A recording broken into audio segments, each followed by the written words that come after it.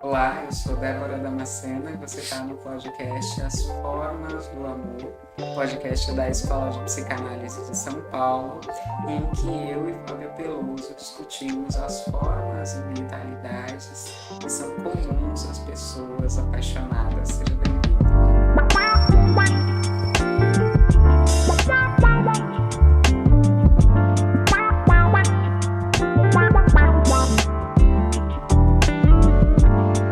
Hoje nós vamos falar sobre as formas físicas do prazer. É isso mesmo, Fábio? As formas físicas do prazer, as formas físicas do amor, ou a gente olhando para as pessoas, será que dá para saber como é que elas vão amar e se entregar?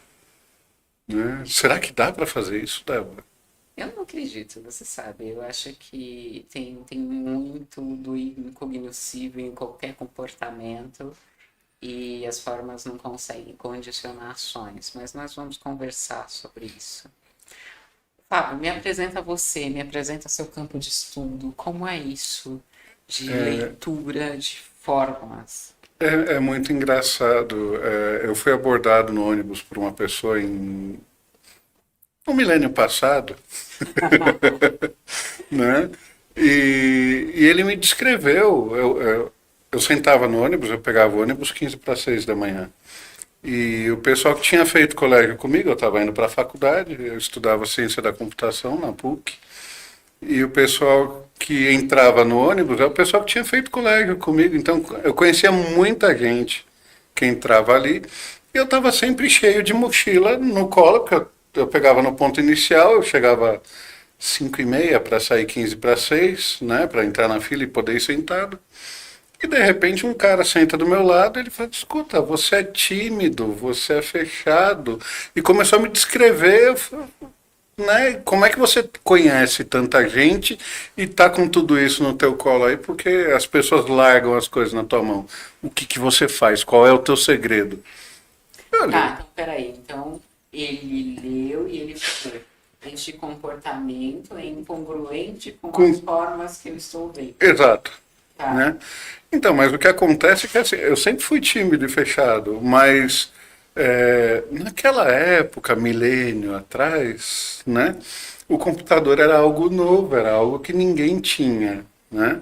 E eu tinha feito técnico em informática. E tinha o jornalzinho da escola, eu não tinha computador em casa. E alguém tinha que fazer o jornalzinho da escola. Então eu fui lá na diretoria, eu e mais dois amigos, porque sozinho eu não ia mesmo. E a gente se ofereceu para fazer a digitação e para, não é coordenar, né? Mas para trabalhar nesse jornalzinho, de graça. Por quê? Porque a gente ia ficar mais tempo com o computador ali. Escola de psicanálise está precisando de um jornal. É legal, viu? É bem legal. E nesse jornalzinho tinha as coisas que aconteciam na escola na época e tinha uma parte de mensagens, né, recadinhos de um aluno para o outro, tudo. Correio Um elegante. correio elegante, né? E tinha, lógico que tinha a parte da censura do correio elegante, porque não dava para colocar qualquer coisa ali. E você sabe que adolescente é um negócio, né? Mas por conta desse correio elegante, a gente acabou conhecendo praticamente todo mundo, todas as pessoas de todas as salas, e eu não estou exagerando, dos dois horários, manhã e tarde. Porque eu estudava de manhã e ficava lá à tarde para fazer isso. Então conheci muita gente ali, né? E dentro do ônibus, um monte de gente pegava ônibus ali, porque eu saía de Interlagos e ia para o Largo São Francisco. As pessoas também iam trabalhar no centro da cidade. E ele me descreveu. Eu olhei para ele e falei, escuta, mas vem cá, você é pai de santo, né? Tem alguém falando aí na tua orelha? Qual é a tua? Você é macumbeiro, né? Porque como é que você sabe tudo isso de mim? Né?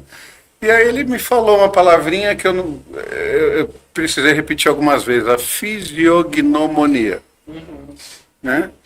Eu brinco até hoje, que é o estudo da fisiologia dos gnomos, né? Mas hoje, depois de ter estudado Reich com você, sexologia com você, de estar fazendo o teu curso de psicanálise, de ter entrado no GPEC e de ter estudado mais um monte de coisa que eu estudei, eu entendo o seguinte, a nossa estrutura, ela funciona para a gente como o básico para sobreviver no ambiente no qual a gente se encontra. Tá? Um formato de olho, né, para que servem os olhos? Os olhos é a nossa visão de mundo, certo? Aí você fala, né, que o japonês tem olho tudo fechadinho, tudo pequenininho.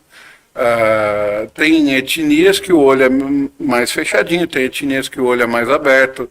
Aqui o brasileiro tem uma pálpebra mais aberta mesmo. Mas o que isso quer dizer? Né?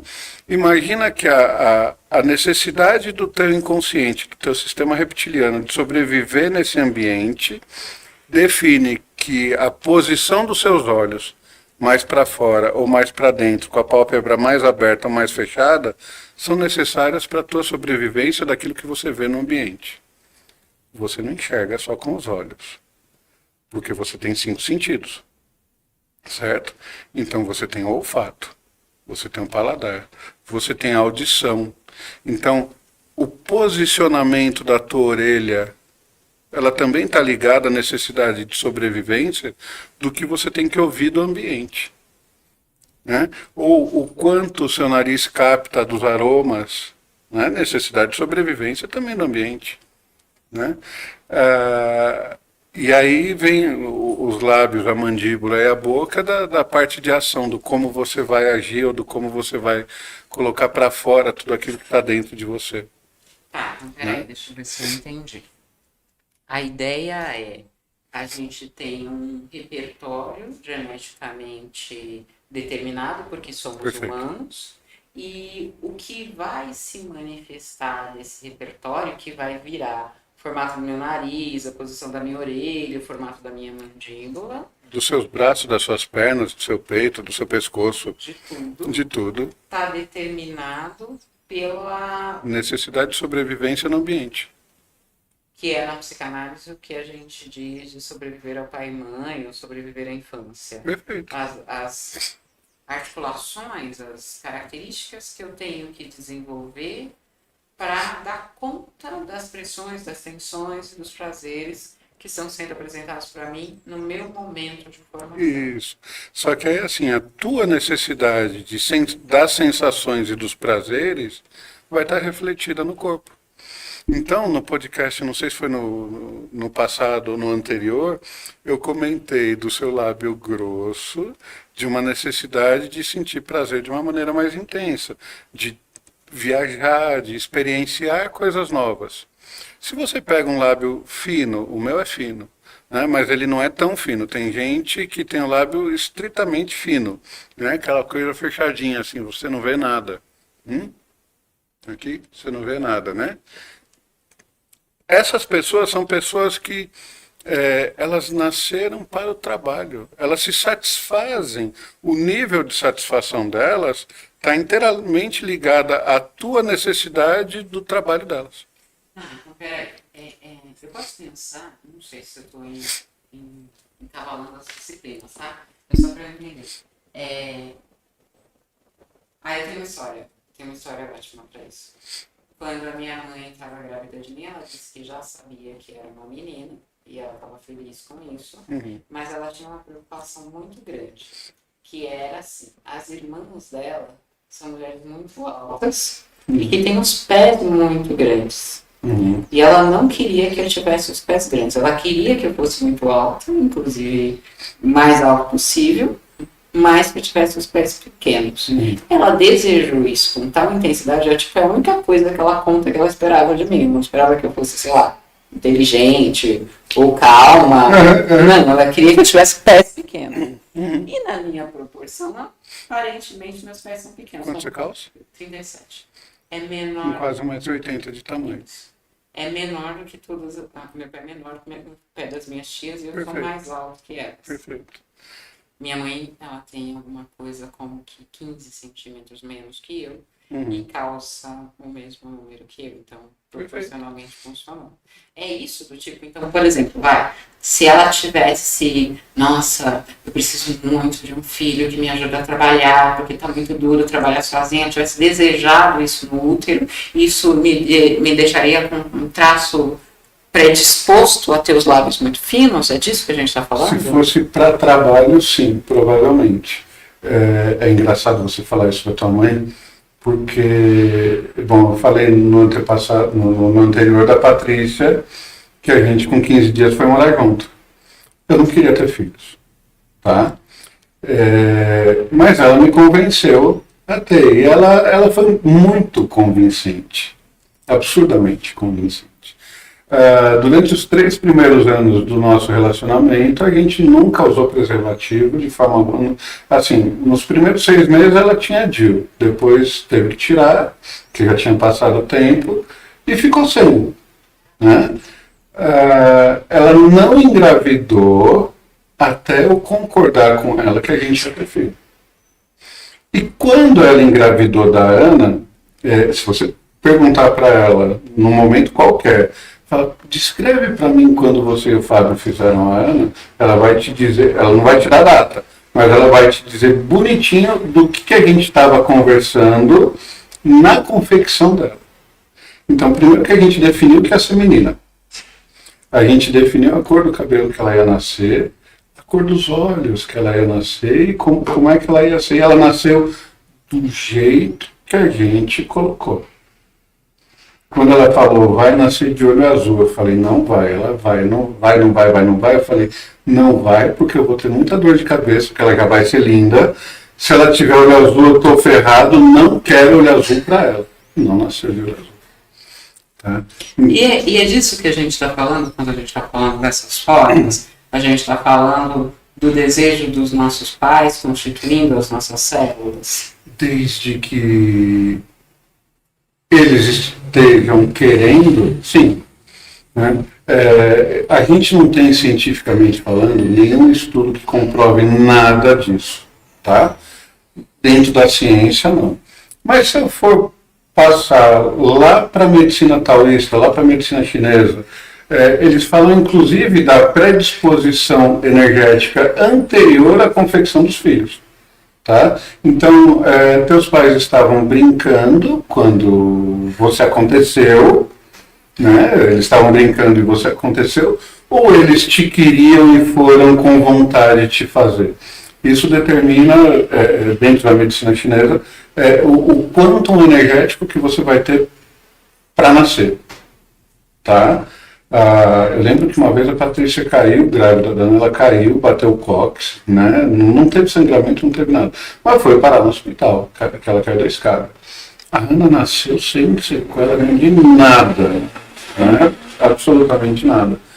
Mas, assim, é interessante quando a gente questiona pessoas que nascem, depois que elas crescem um pouco, né? Que nascem com alguma lábio leporino, nascem com, como é que chama o olho mais? Estrabismo, né? Sobre se ela sabe alguma coisa da época da gravidez dos pais, né? E ela fala que os pais brigavam muito, que tinha muita discussão entre os pais. A mesma coisa com mulheres assim, que depois da gravidez estão cheias de estrias na barriga. Né? A pergunta que eu faço para elas é: quem foi que era importante pra caramba para você que não gostou de saber que você estava grávida? 90% das vezes é pai e mãe.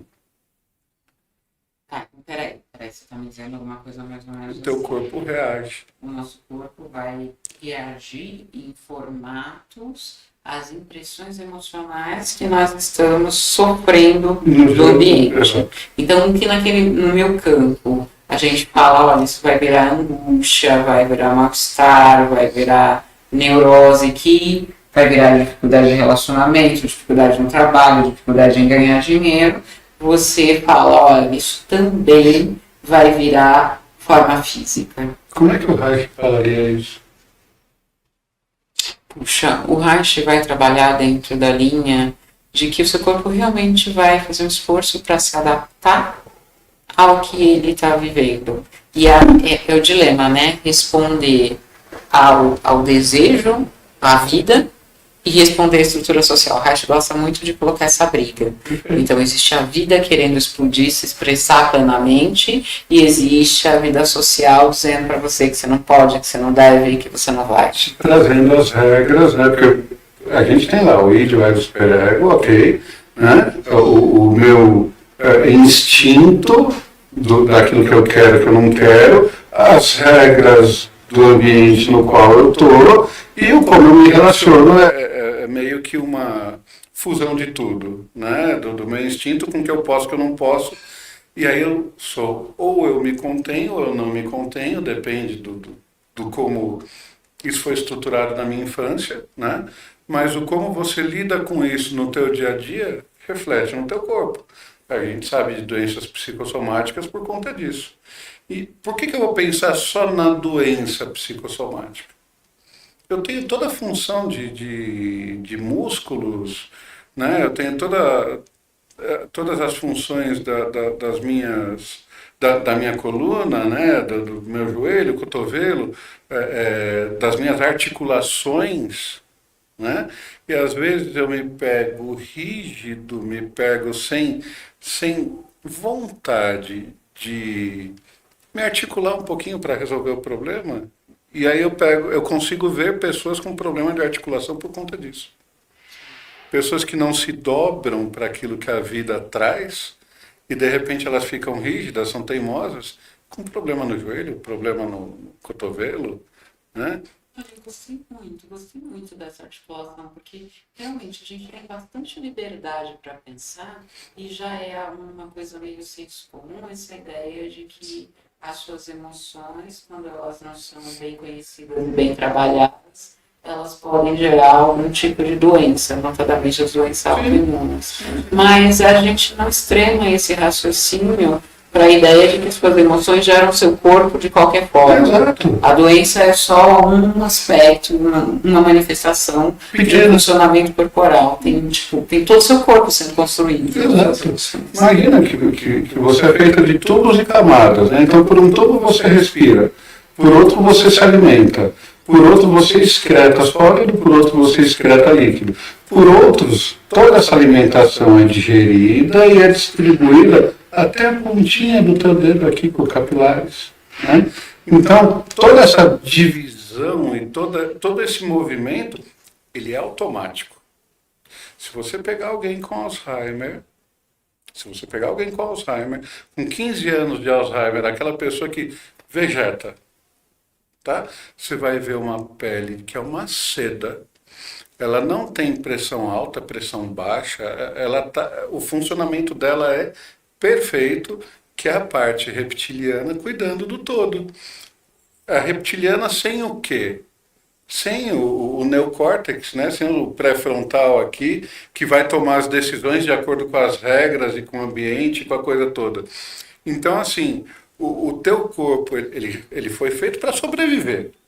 É verdade que gente com Alzheimer não tem ruga? Não tem o quê? Ruga. Para com isso, hein? Nossa, isso é Olha, super útil. eu tenho experiência na família, minha avó, né? A minha avó, ela começou com Alzheimer, acho que com 58, 60 anos. Isso, só que ela viveu 21 anos com Alzheimer. Quando ela faleceu, ela estava só pele e osso, né? Não tinha uma ruga e a pele dela era uma seda. Porque você perde a movimentação, você não tem mais raiva, né? Você não tem mais o questionamento, você não tem mais o espanto, acabou.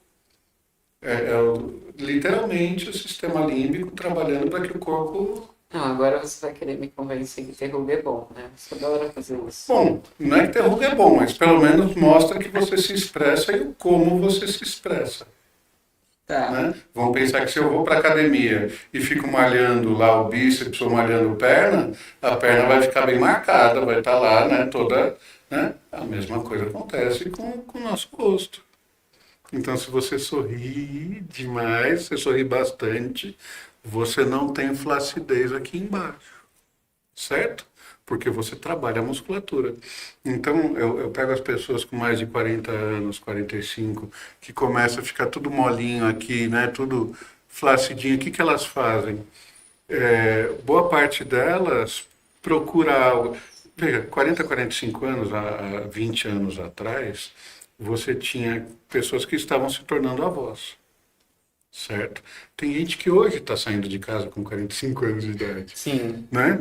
Então, assim, você tem um recorte de um jornal de 1920 e pouco, 1930 e pouco, que fala de um acidente de ônibus, que um ônibus entrou na casa de uma velhinha de 42 anos. Né? Então você fala de uma velhinha de 42 anos, pô, eu tô com quase 50 e eu não sou um velhinho de 50 anos. Né? Então, assim, antigamente você tinha as respostas do teu corpo de uma maneira diferente. Hoje, por conta do dinamismo que é a vida, o teu corpo mudou completamente. Então, quando eu olho para alguém que foi bem amamentado, né, você sabe, o Reich falava disso, foi bem amamentado, eu tenho uma estrutura de mandíbula, eu tenho uma estrutura de lábio, eu tenho... Por quê? Porque foi trabalhado. A gente sabe que se a pessoa não teve o contato com a mãe ali, não fez a primeira relação objetal ali, né, do se ver, né, olhar para a ponta do nariz ali, olhar para o bico do seio e olhar no olho da mãe para entender que eu sou um e ele é outro, ela acaba tendo problema de visão. Por quê? Porque eu estou na descoberta da vida pós-parto. E tudo aquilo que vai me fazer sobreviver, eu estou aprendendo. É a fase que a gente mais aprende. Né? Inclusive o número de neurônio que a gente tem quando a gente nasce é estupidamente maior, porque a gente precisa aprender a sobreviver.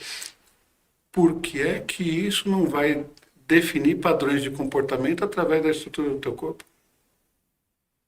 Então, na observação, os chineses antigos, ou se você for até mais fundo, você vai lá para o Egito antigo, que você tem na descrição, na parede das pirâmides, você tem o funcionamento do corpo ali, eles já observavam isso lá atrás. Né? Então, o que eu trago de informação é exatamente o que eu estudei do que eles observavam e o que eu consegui colocar em prática nas massagens que eu fazia até antes de conhecer vocês. Porque aí depois a cabeça, rapaz, foi um Você foi boom. descobrindo formas de intervenção que não era o toque, né? E que são muito legais, né? E são observações diferentes dos orientais que trazem já um pouco mais de ciência para cima. É que aí você está pegando coisas milenares que quando você traz para a ciência, a gente precisa adequar a ciência para algumas coisas, porque não, tem coisa que não dá. Tá, então pegando o nosso tema de hoje, você estaria me contando assim, ó, determinadas experiências no meu processo de gestação e de A partir formação moldaram o meu corpo do jeito que ele e está. isso me predispõe para Possíveis padrões de comportamento. que no nosso caso vai ser determinadas formas de amar. Exatamente. Exatamente. Então, assim, se você pega um cachorrinho, quando você dá uma bronca nele, ele vai se encolher e ele vai abaixar a cabeça. Tem gente que você olha, quando você olha de perfil, que o pescoço ele vem mais para frente. Pode estar ligado à posição da amamentação da mãe, ele tendo que se esforçar ali para poder chegar no peito, certo? Mas isso implica em quê? Em eu ter que me esforçar. E nessa do eu ter que me esforçar, depois de adulto, né? Eu consigo carregar mais peso ou mais carga mesmo, né? Das pessoas que estão no entorno para que eu tenha satisfação. Né? Então, como é que uma pessoa dessa ama? Eu tenho que lutar para conseguir o amor. Eu tenho que lutar para conquistar alguma coisa. Porque se não tiver a luta, se não tiver o eu buscar, o eu ir atrás, eu não vou conseguir aquilo que eu quero. Quando eu falo, né, do lábio grosso, do lábio fino, né, são satisfações diferentes, porque o O lábio fino, ele não necessariamente foi para ele, não foi amamentado o suficiente. Ele não curtiu aquela amamentação. Então, depois de adulto, ele procura satisfação com o trabalho que ele tem que ter. Pô, ele teve que espernear para conseguir beber, tomar alguma coisa. Né? Em compensação, a pessoa que tem o lábio grosso falava um pouquinho ou chorava um pouquinho, a mãe já vinha lá e, né, e amamentava. Não é que não teve que se esforçar, mas o que ele sentiu de satisfação e o que ele precisou movimentar para ter essa satisfação é diferente. Certo? Então, se você for colocar em prática, pessoas de lábio grosso não gostam de fazer hora extra. Eles fazem hora extra quando eles têm foco em alguma coisa que eles querem conquistar e com esse esforço eu conquisto aquilo. Então, assim, eu vou fazer hora extra, mas não pede para eu ficar aqui de plantão no final do ano, porque eu vou para a França, porque, eu trabalhei o ano inteiro, eu mereço, eu preciso desse tempo livre para eu poder descansar e me recompor. A pessoa que tem lábio fino, pô, você vai precisar de mim entre o Natal e Ano Novo? Que legal! Então, estão valorizando o meu trabalho, olha como eu sou importante. Ah, E é impressionante, colocando isso em prática, como isso funciona. Né? Eu comecei Bom, eu era profissional de informática. Né? A hora que eu comecei a utilizar disso, que eu fiz um curso de massagem, eu comecei a usar desse conhecimento dentro de uma agência da Caixa que eu estava atendendo pessoas com quiropraxia, né? E quick massage, que eles brigavam entre eles. E eu pedi para a gestora, né, para a gerente geral lá, mudar algumas pessoas de posição. E eles pararam de brigar e começaram a bater todas as metas que o banco tinha. Eu falei, preciso usar isso em outros lugares. Eu preciso colocar isso para fora. Aí eu fui fazer RH, né, fiz faculdade de RH e pós em psicologia organizacional para poder colocar isso para fora. Senão, ia estar guardadinho comigo lá dentro ainda. entendi. Então, na verdade, assim, teve uma inspiração orientalista, que é assim que eu chamo as disciplinas chinesa e adjacências, e aí depois você foi buscando no nosso vocabulário mesmo, formas de apresentação. Não, e aí a hora que eu encontro o Reich, né? E o Reich, com a descoberta do orgone, né? Que é da energia que permeia a vida, ele descobriu que o oriental chama de Qi, né? O Qi do oriental. O oriental já sabe disso há 500 milhões de anos. O cara, 1900 e pouquinho, ele estava falando, olha, descobri a partícula divina, descobri uma energia. A forma que o Reich coloca as coisas é muito bonita, né? Sim. É gostoso de ver. Então, as coisas começaram a fazer um sentido absurdamente maior. Então, quando você olha para pessoas, né? Falando de estrutura física, a pessoa é mais musculosa, ela busca a satisfação e o prazer. A pessoa ela é mais gordinha, ela quer, de certa forma, ser servida porque ela não tem energia para ir atrás, certo? Uma vez eu vi que todo gordinho é folgado. Né? Todo gordinho é folgado por quê? Porque ele pede para os outros fazerem aquilo que dá prazer para ele. Dá um bom chefe, né? Depende do processo. Porque se ele tiver que tomar decisão, esse é o ponto. O gordinho não quer tomar decisão.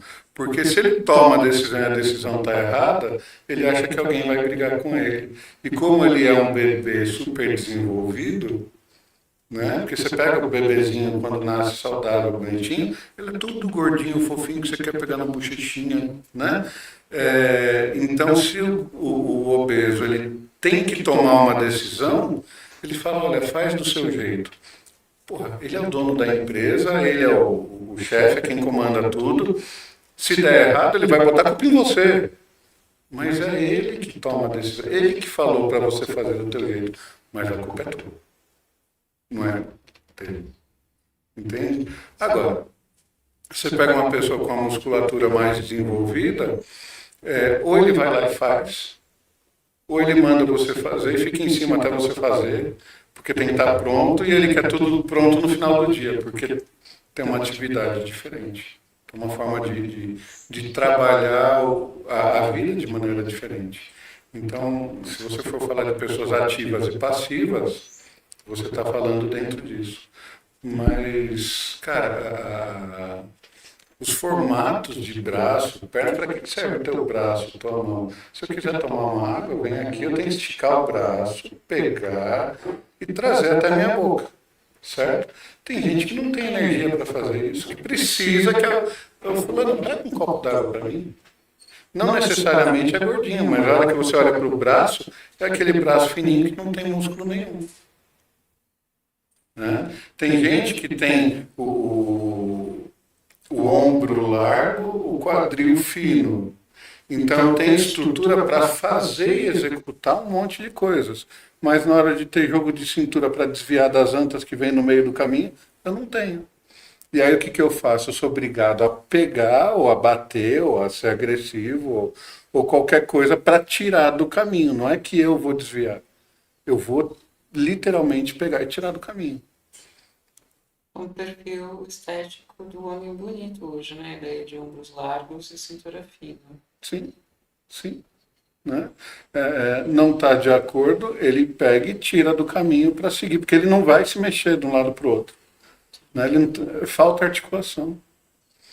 Então, como é que eu sei que a pessoa gosta de sentir prazer? Eu vou olhar para os lábios. Né? Agora, como é que é esse prazer? Ele é um prazer mais ativo ou é um prazer mais passivo? Eu não preciso ver se a pessoa é gorda ou não. Eu preciso ver se ela tem flacidez. Porque se tem flacidez, tem falta de movimento. Né? Se não tem flacidez, ela tem um movimento. Então ela busca, ela vai, ela se resolve. Você falando assim, fica mais claro para mim por quê? Porque geralmente, quando as pessoas apresentam para a gente a ideia de leitura corporal, de leitura facial, eles apresentam de um jeito que é um pouco mágico. Então, é como se aquela forma tivesse aparecido ali do nada, ou que ela fosse geneticamente determinada, e que não tinha nenhuma possibilidade, inclusive, de modificação. Do jeito que você está falando, aí, puxa, assim faz todo sentido para mim, porque você está dizendo, olha, você se move no mundo, você é afetado pelas suas emoções, você pega a água, você carrega uma sacola, não carrega, você anda ou você não anda. Tem um jeito que você lida com comida, o tipo de comida que você come. Então, assim, as suas ações todas no mundo resultam nas suas formas corporais. Exato. E aí o trabalho de leitura é olhar, assim, tipo... O formato me diz como é que a pessoa age. Então, hoje eu trabalho também com recrutamento e seleção. Né? Me dá o perfil da vaga, eu te digo quais traços físicos que a pessoa precisa ter. Para quê?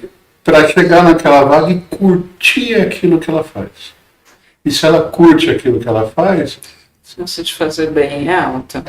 Não, a chance de não faltar, de não ficar doente, né? De ser feliz com aquilo que ela faz, de satisfação. Quem o ser humano procura? Não é satisfação?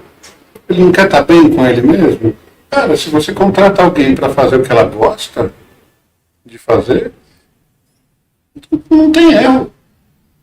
Ela não vai doar sangue uma vez a cada 3 meses ou véspera de feriado porque ela não aguenta mais ficar na empresa. Ela não vai pegar testado para o trabalho porque ela gosta de estar lá.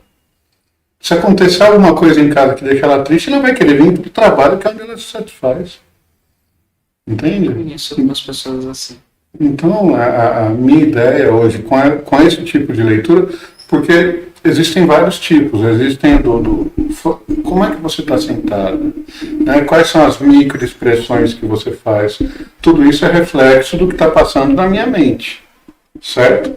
Mas o formato, cara, não tem como ser falso dentro do formato.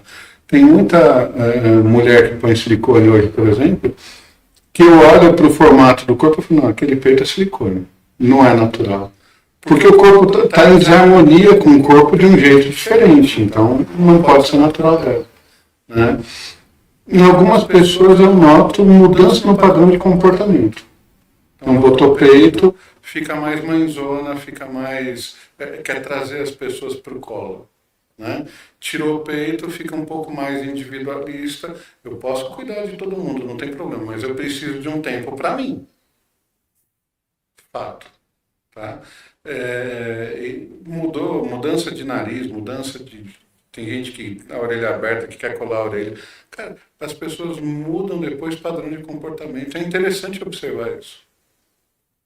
Então, para a gente, seria alguma coisa mais ou menos assim. A forma como você foi tratado, se trata no seu processo de formação, vai condicionar determinadas formas corporais que vão me contar a história do quanto, por exemplo, você é capaz de se entregar no amor. Dá para chegar Exato. nesse nível de detalhe? Dá sim.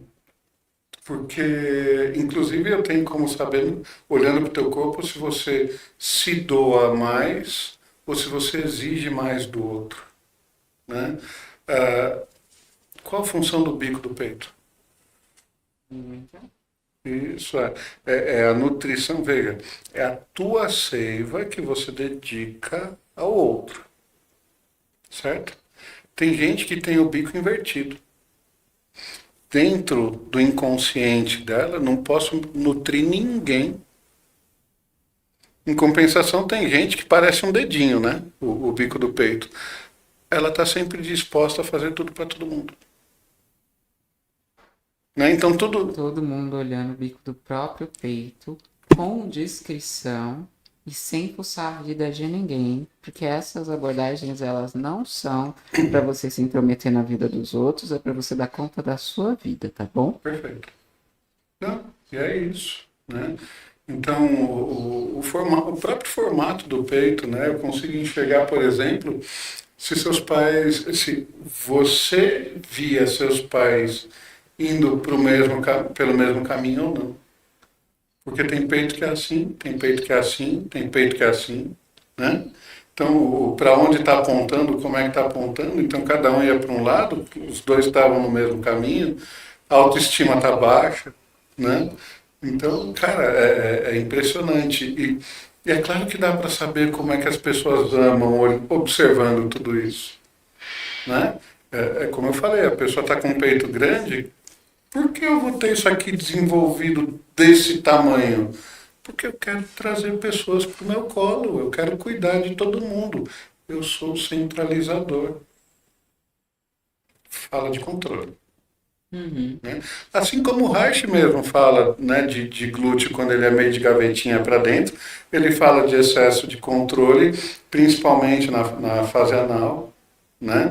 Então eu precisava controlar ali o esfíncter, não tinha o controle do esfíncter, eu controlo o glúteo. Eu aprendi que controlar é vida. E é vida mesmo, mantém a sobrevivência. E aí, como é que funciona isso depois de 50 anos? Você aprendeu que é necessidade de sobrevivência. Né? Não tem como, cara. É muito legal. A gente precisa de um curso disso, não é, gente? Faz todo sentido mesmo. Então é muito legal. E aí você vê, né? Se você tem a função do músculo e você entende qual é a função daquele músculo, dependendo da parte do corpo que você olha para a pessoa, o músculo é mais desenvolvido ou menos desenvolvido, tem uma capa de gordura no entorno dele ou não, como é que é isso?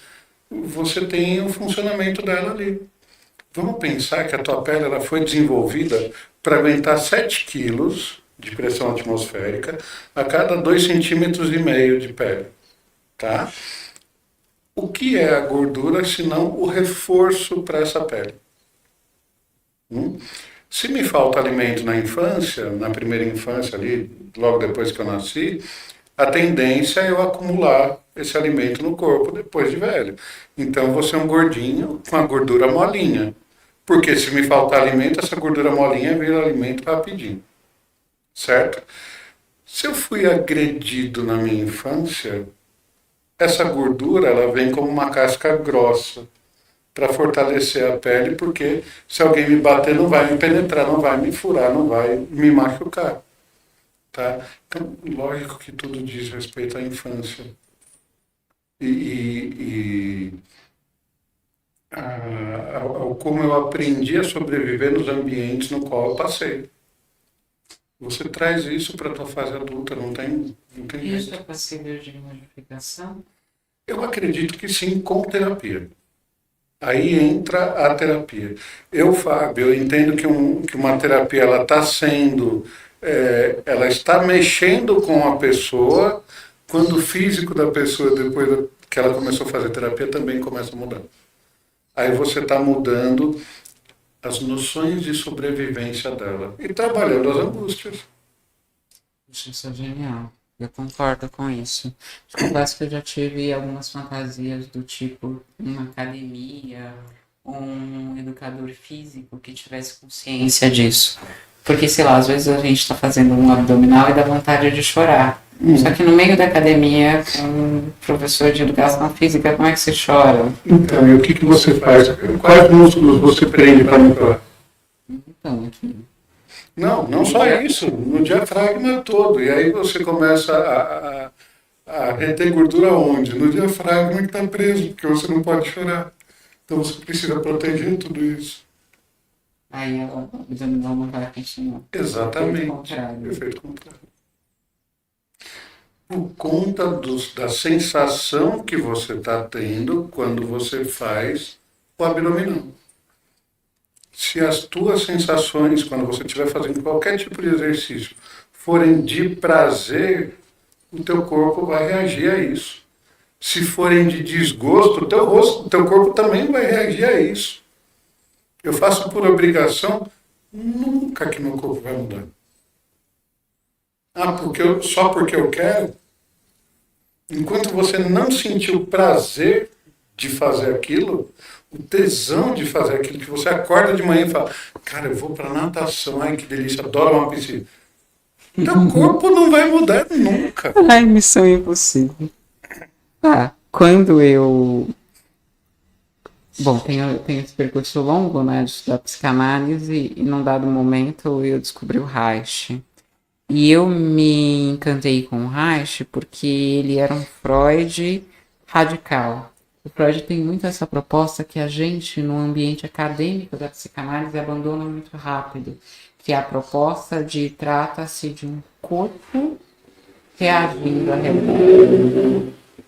Todas as construções psíquicas que a gente faz na psicanálise são derivadas diretamente das sensações físicas infantis. Perfeito. É uma criança lidando com o próprio corpo pequeno no mundo, tentando controlar os esfíncteres, tentando administrar essas sensações intensas que a gente tem dentro e a partir daí construindo a própria realidade. Então, eu também gosto dessa noção de que quando um processo terapêutico, quando um processo psicanalítico é efetivo, muda. Alguma coisa muda no corpo. Muda. E muda porque muda o seu jeito de comer, o seu jeito de andar, o seu jeito de se relacionar. Então você passa a ter mais ou menos contato físico com as pessoas, muda. E a gente não tem uma referência assim de isso é bom ou isso é ruim. O que acontece é que dentro daquela pessoa, naquela organização, aquele tipo de movimento passa a fazer sentido. Perfeito. E fazer sentido, de novo, é bem o que você falou. Não quer dizer que é bom ou ruim. Quer dizer que algo nela foi alterado. Certo? Então, assim, eu posso ser um cara agressivo, um cara que bate na esposa, bate nos filhos, até engasgo. Que não é uma coisa que eu sou de acordo, né? Então, eu posso ser esse cara agressivo, e aí, fazendo terapia, eu entendo que isso não é legal. Mas meu pai era assim comigo, eu estou repetindo o processo. Se eu entendo que não é legal, mas eu entendo por conta das leis externas, eu posso engordar para me proteger, para me segurar de fazer aquilo. Se eu sou uma pessoa mais gordinha que entendo o processo, então eu tô protegido aqui na minha camada de gordura. Eu entendo os processos que eu estou passando pela vida, mas eu compreendo e modifico a, os meus padrões de necessidade de sobrevivência dentro do ambiente. Esse corpo não precisa mais reter esse peso todo. Não precisa mais guardar essa carga toda, porque ele se libertou de processos. Né? Então, você emagrece. Puxa, faz todo sentido, porque assim, é uma coisa que também a gente não gosta muito de falar nas disciplinas humanas, e a psicanálise se tornou uma disciplina humana, que é essa ideia de um organismo completo, né?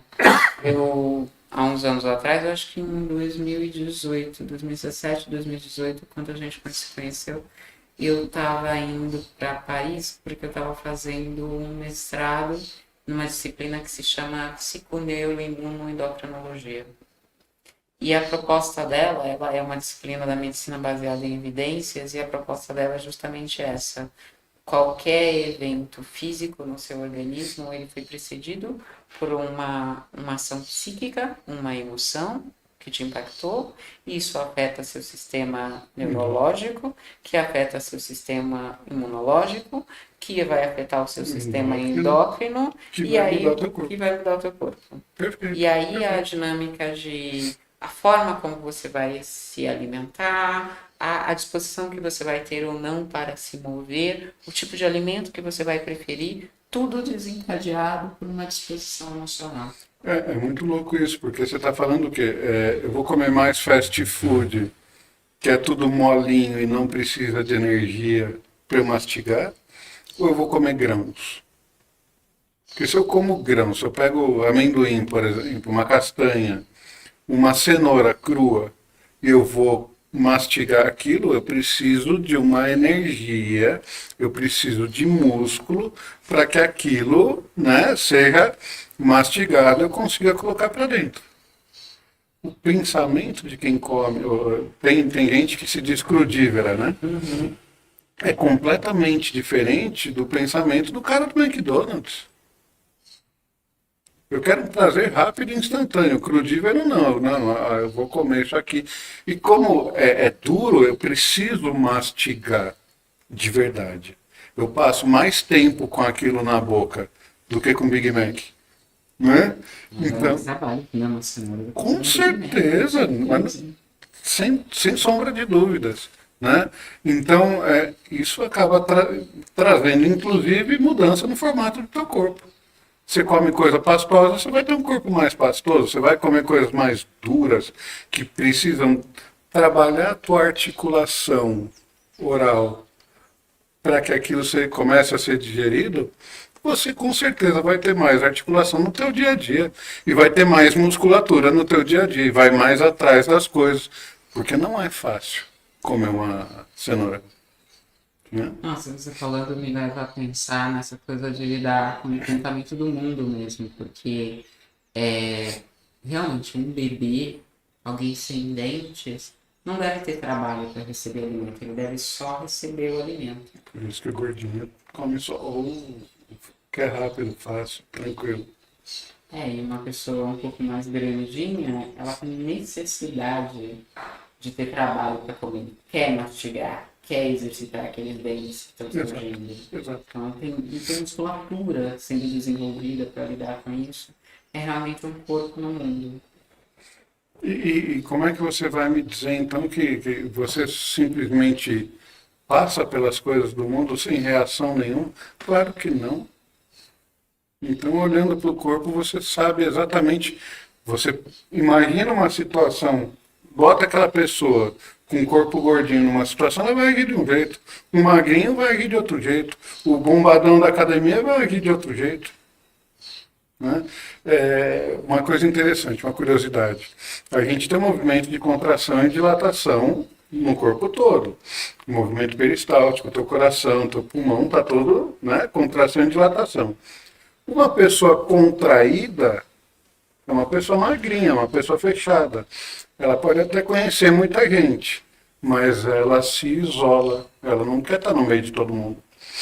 Pega o gordinho, o obesinho. Cara, ele sai na rua, parece época de eleição, né? Política em época de eleição. Ele fala, fulano, tudo bem? Ô, ciclano, tudo bom? E aí sempre tem alguém falando alguma coisa de comida para ele. Ele chega na padaria, ele conhece todo mundo. Pega o bombadão da academia, que tem estrutura óssea larga, né?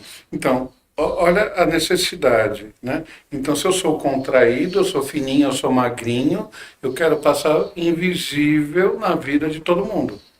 Algumas pessoas me interessam, eu faço contato com elas, mas na grande maioria eu sou quietinho, beleza? O cara que é gordinho ou o cara bombadão, o bombadão conhece todo mundo lá que fornece creatina para ele, ele passa na rua do mesmo jeito, fazendo tchau para todo mundo. Por que o corpo se desenvolveu daquele jeito, daquele tamanho? Porque ele precisa ser visto, precisa ser notado. Isso funciona para cada. Se você for estudar cada pedaço do corpo de maneira separada, isso funciona para todos os pedaços. Uau. Sexualmente falando, você tem mulheres que têm lábios maiores, lábios menores, tem homens que têm pênis maiores ou pênis menores. Qual é a necessidade disso?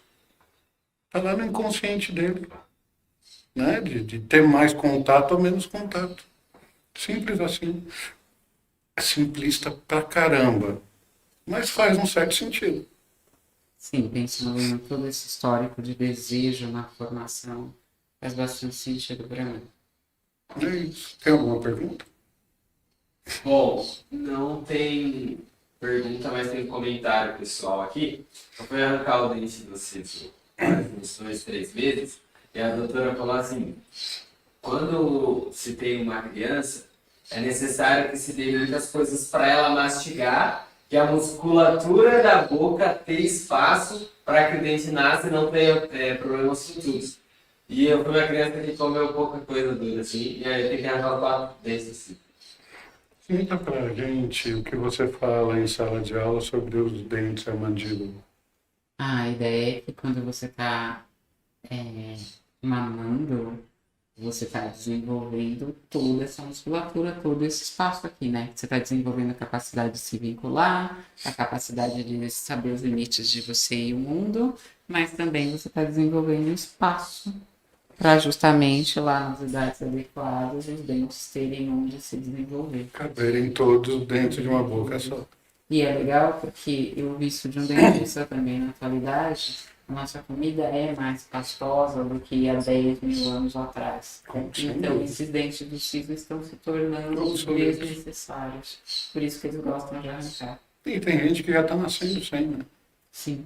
Tem gente que está nascendo sem. Que não chega a nascer. Para você ver como é que a coisa funciona e como é legal, né? Atualmente, principalmente para as gerações que estão mais atrás do computador, os filhos dessas pessoas estão nascendo com a testa maior e o olho maior. E a parte da mandíbula aqui mais estreita e fininha, né? Se eu for pensar no bulbo aqui atrás, a coordenação motora está aqui, não está? Na fisiognomonia, na leitura de rosto, eu enxergo esse referencial no queixo, na mandíbula. Então, as crianças que nascem com a mandíbula estreita, pequena, com o queixo fininho, veja, além de tudo, elas não têm articulação para fala. Imagina que elas vão jogar futebol, jogar vôlei. Não, eu não tenho ação. Eu preciso observar e processar a informação. Mas se eu botar no futebol, essa mandíbula se desenvolve? Talvez não como a gente esperaria. Ela desenvolve-se um pouquinho mais, mas aí entra um lance da coordenação motora, né? Que você desenvolve essa coordenação motora e a timidez que você teria no futuro por conta de não conseguir se expressar, você consegue colocar pelo menos para fora aquilo, né? Então a ideia é assim, você trouxe no teu DNA que o que você precisa é observar e processar, nem tanto comunicar. A hora que eu boto para fazer teatro, para jogar futebol, numa escolinha de basquete, que eu ensino você a estar em sociedade com mais pessoas do lado tendo que se comunicar, é lógico que eu desenvolvo um traço. Veja, aí eu já estou falando da epigenética, né? Então eu desenvolvo um traço um pouquinho diferente daquilo que veio com a tua natureza. Então lá na frente, lá na fase adulta, a hora que você tiver que apresentar trabalho na escola, você vai ter uma desenvoltura melhor. Com o ponto positivo de que você vai enxergar tudo e vai conseguir processar melhor também. Aí vem a parte da execução. Tem muita gente que isso aqui melhora, né? Bom, é a fonoaudióloga, né, que pega as crianças que não conseguem pronunciar o R e dá coisinha para mastigar para melhorar a dicção. Aliás, acho um dos profissionais mais fantásticos da Não é? atualidade. A gente está precisando delas. É muito legal. Gente, completamos o nosso 50 minutos. Você está no podcast As Formas do Amor da Escola de Psicanálise de São Paulo. Eu sou Débora Damasceno. E eu sou o Fábio Penoso. Até o nosso próximo encontro.